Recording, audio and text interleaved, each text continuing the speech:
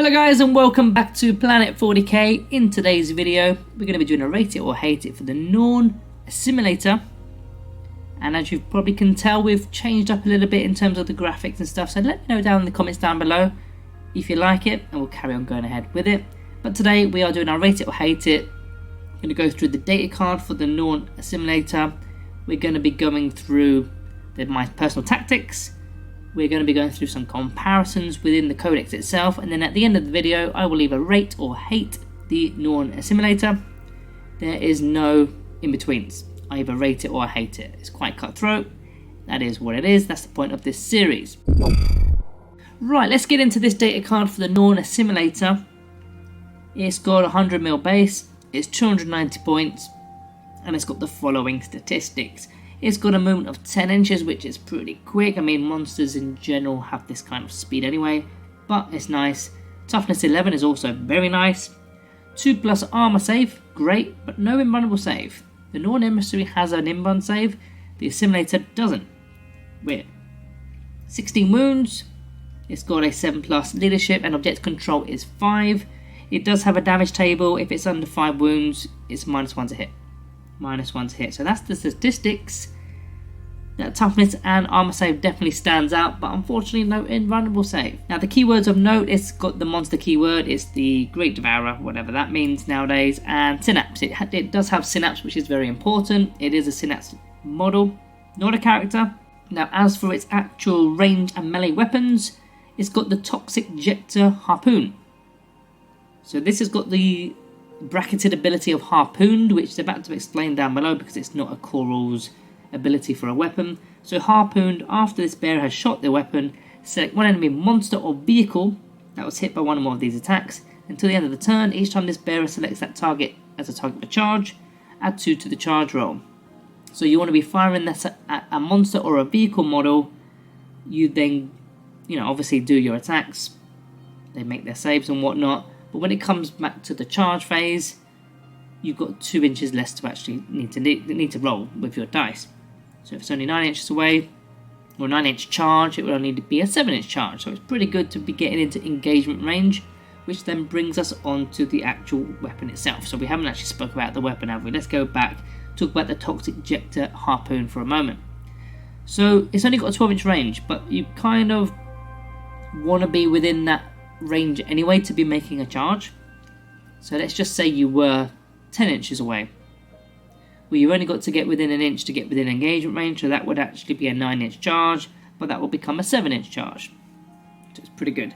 It's got 2 attacks. You're hitting on 2s. Strength is 12, -3 AP, and the damage is d6 +1. Now it is only 2 attacks, but this is just sort of added bonuses because really it's about the melee side of it. But the Harpoon is a pretty decent way of just getting a bit of damage off before you actually get into the engagement range. Now the melee side of it, you've got the monstrous scything talons. Pretty standard for the monsters that have got this weapon. It's 6 attacks, hitting on 2, strength 9, -2 AP, 3 damage. Very standard. A lot of our monsters have this exact weapon profile. Strength 9 is kind of most of them have that, don't they? But damage 3 is also nice. Now it's also got the Toxic Jector Harpoon in melee as well. These are extra attacks, so you will be using this alongside the monstrous scything talons. It's only 4 attacks, but you're hitting on 2s. Strength 12, hooray, we've actually got something better than Strength 9 for once. Strength 12, -3 AP, d6 +1 damage, which is okay, it's not too bad. I mean, that's a minimum of 2, maximum of 7 damage for every one that goes through. And again, this is on top of the monstrous scything talons, and this is on top of the range attack that you did in the shooting phase. So yeah, that's the range side of it, that's the melee side of it, the harpoon side of it. Let's move into the ability side of the data card. Deadly Demise d6, so quite a large explosion if he does go down. Shadow in the Warp, normally it's the characters that have got Shadow in the Warp, but this guy also has it. So you can be springing Shadow in the Warp once per battle at a crucial time when objectives are needed for your opponent. Normally what you tend to find is they just end up spending CP to do their insane bravery, but you know what, if it removes CP, it removes CP. Now the ability, you've got a singular purpose. At the start of the first battle round, you select one of the following. So either you've got the rerolls of hit rolls and wound rolls against one selected target for the entire battle. So maybe if you're going up against my Necrons and you go up against a Void Dragon potentially, you could target the Void Dragon at the start of the battle, you're rerolling all your hit rolls, rerolling all your wound rolls against that Void Dragon. Or option number 2, you select one objective marker, and until the end of the battle, if this Norn Assimilator is within range of that objective, you get a 5+ for no pain save and OC 15 instead of OC 5. I do love that. Now this is more of an aggressive Norn. Do you call them Norns? I'm going to call them Norns for now. This Norn is more aggressive than the Norn Emissary. The Norn Emissary has got the invuln save, a little bit more tankier. It does a little bit less in melee compared to this Assimilator. So I think the option isn't as straightforward as it is with the Emissary. You could get the rerolls of hits and wounds. Yeah, that's cool. Now you can just sit on the objective with OC 15, feel no pain of a 5+, but you don't have an invuln save this time. So I think it's a little bit more of a toss-up depending on your playstyle, depending on what else is in your list, with what one you actually do select there. It's then got the Harpoon Barb, so once per turn, when an enemy unit from within an engagement range decides to fall back, you roll a d6. On a 2+, they just suffer d6 mortal wounds on their escape. Fantastic, that's really good. If you roll high, nice and high with that, you could be rolling a 6 and just giving 6 mortal wounds just like that for saying, you know, trying to get away. Brilliant. So yeah, that is the data card. We're going to then move into my tactics. So tactically, what am I doing? How am I using this Norn Assimilator? Well, first of all, I'd pick a detachment. And for this one, I think the most logical detachment would be the Synaptic Nexus. It's got Synapse, and it's always going to be within Synapse range, of course. So the Synaptic Imperatives from the Synaptic Nexus, there's 3 options, and you can select 1 in each battle round. But there's only 3 out of 5 the battle rounds there. One is a 5+ invulnerable save, which is good because it doesn't have an invuln save, so that one works. One is a +1 to advance on charge rolls. You've already got a potential +2 to the charge roll with the Harpoon ability, or weapon keyword, so that could be a +3 to the charge, fantastic. And the third option is a +1 to the hit rolls within Synapse. I mean, I'm not as bothered about that one because it already hits on 2s. If it does go below 5 wounds, it would hit on 3s, or if there's any modifiers, of course, it would hit on 3s. So this would put it back to 2s, I suppose. It can be handy in some situations.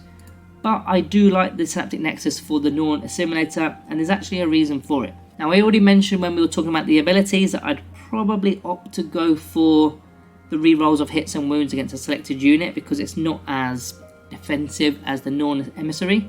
However, with this detachment, there is a stratagem which is called, I'm just trying to find it, Irresistible Will. Irresistible Will for 1 CP, just for 1 phase. You can basically do the exact same thing as what that ability says. Irresistible Will, 1 Synapse unit from your army that is not selected to shoot or fight this phase, and 1 enemy unit within 24 inches and visible to the Synapse unit. So the effect is, until the end of the phase, 2 new models that are within 6 inches of that Synapse model, so within 6 inches of your Norn Assimilator, they get to reroll hit rolls of a 1 and reroll wound rolls of a 1. So this is actually better, in fact, than its ability because the ability just worked on itself. Whereas now you can get OC 15, feel no pain on a 5+, on that certain objective, but you're also rerolling hit rolls of a 1. Remember, you are already hitting on 2s, and you're going to be re-rolling wound rolls of a 1, which actually that part isn't as good because you're not re-rolling all the wound rolls. But, there's a big but here, and it's a good but, you're passing this on to all units within 6 inches of it. So it isn't just the Norn Assimilator that's actually gaining this bonus or stratagem benefit. It could be a unit of Zoanthropes next to him. I mean, they're going to be within its own Synapse, re-rolling their hit rolls of a 1 and wound rolls of a 1, and so on. So it's going to be passed on, but it just gives you another way of being able to still keep the OC 15 and the Feel No Pain save of a 5+ if you're taking this detachment. Now there's a few other stratagems that are available in this detachment that you could use. Synaptic Channeling to extend his Synapse for a turn to 9 inches. And you've got the Reinforced Hive Node for 1 CP to reduce the AP by 1. I think this one's worth a mention because it's got no invulnerable save. Yes, it's got a 2+ armor save. But if, let's say for example, there's a -3 AP weapon firing at it, that would become a -2 AP weapon. Because a 2+ armor save with -2 AP now, not -3, would only go to a 4+ armor save. So that's kind of like having a 4+ invuln in a way. So I'm actually okay with using that stratagem as opposed to having an in-1 save. So that's how I use it in the Synaptic Nexus, probably getting onto an objective in the No Man's Land, trying to make charges, hopefully against monsters and vehicles, using those specific stratagems, and making use of the Synaptic Imperatives within this detachment. Now let's talk about some comparisons for a moment. I mean, the obvious one is the Norn Emissary. Now the Norn model is 15 points cheaper though, and does have an in-1 save.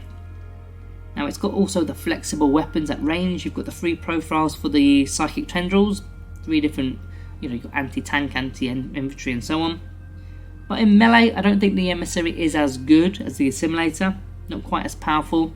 It's got the big rending claws instead of the Toxic Jector Harpoon. And that Toxic Jector Harpoon is another strength 12 weapon, which is a big thing. Whereas the rending claws are not as big. I mean, there's a lot of monsters in this codex that you could compare to with one way or another. I mean, the Swarmlord, 20 points cheaper in fact, 270 points. It's got its own unique buffs. Doesn't do as much damage, I don't think. Damage 3, not as strong in melee at all, I don't think. But yeah, you're getting CP and stuff. So it's kind of got a different battlefield role, really. You can then discuss things like Exocrines. Exocrines, you could get 2 of them. They're 135 points each, I believe. That would be 270. So that's still cheaper by 20 points than taking the Norn Assimilator. And combined, that's 24 wounds. But they're only toughness 10, not toughness 11. Again, a slightly different battlefield role, maybe. You can get 2 Horus Vexes. That's only 250 now. So that's going to be 40 points saved. Same toughness as well. Toughness 11. And total combined wounds total of 28. I think I'd probably go for that one. 2 Screamer Killers, they're exactly 290 in fact. 20 wounds, only toughness 9, so a little bit lighter than the previous entries. But now you're getting a combined total of 20 strength 10 attacks, 3 damage apiece. It's an option there. I mean, there's plenty of other monsters that you could compare aspects of. I mean, Trigons, Malceptors, for example, but the points aren't quite level enough. I mean, you can't take 2 Trigons and kind of compare it, because that would be way too much. But only comparing 1 isn't enough. So they're not really comparable, kind of because of the points there. Let's get into this rate it or hate it for the Norn Assimilator. This one, I'm going to be honest, I do prefer the Norn Emissary. That is my preferred option. In fact, I recently bought one when it first came out, and I glued it up as an Emissary. I think that one was just more appealing, more of a sit and tank kind of unit. But it depends on your playstyle. If you want more of an aggressive Norn model, then there's nothing wrong with the Assimilator. It's pretty good. It's got range, it's got melee, it can charge better. Nothing wrong with it at all. It does lack an in-1 save. But unfortunately, I'm going to have to go with I hate. 290 points is a large chunk of change in terms of your list. And that lack of in-1 save in comparison to the Emissary kind of just seals the deal for me. That's why I'm going to have to go with hate rather than rate. So guys, let me know down in the comments down below. Do you rate or hate the Norn Assimilator? And let me know why.